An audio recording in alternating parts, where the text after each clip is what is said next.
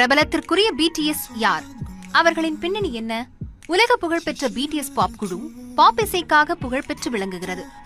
உலக அளவில் கோடிக்கணக்கான ரசிகர்களை தனது தனித்துவமான இசையின் மூலம் ஈர்த்து வைத்துள்ளனர்.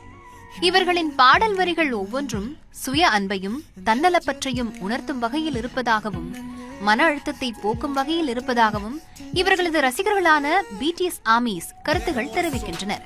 கடந்த 2022ஆம் ஆண்டு அமெரிக்காவில் உள்ள வெள்ளை மாளிகையில் சொற்பொழிவாற்றிய முதல் பாப் குழு என்ற பெருமை பிடிஎஸ்ஐ சாரும்.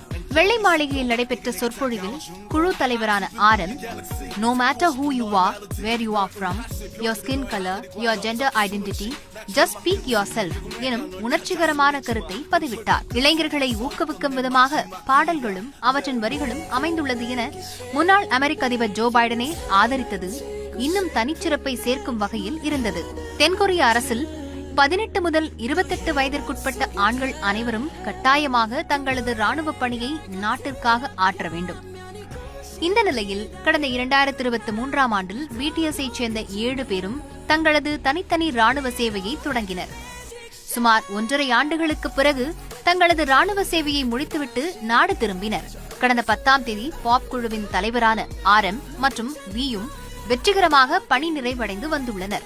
இவர்களுக்கு நாட்டு மக்களும் அவர்களது ரசிகர்களும் கோலாகலமான வரவேற்பை அளித்தனர். ஹென் மற்றும் ஹோப் இருவரும் முன்னரே ராணுவ பணியை முடித்து திரும்பிய நிலையில் மற்ற 3 பேரான ஜங்குக், சுகா, ஹிமென் தனது பணியை வெகு விரைவில் முடித்து திரும்புவார்கள் என ஆர்மிகளால் எதிர்பார்க்கப்படுகிறது.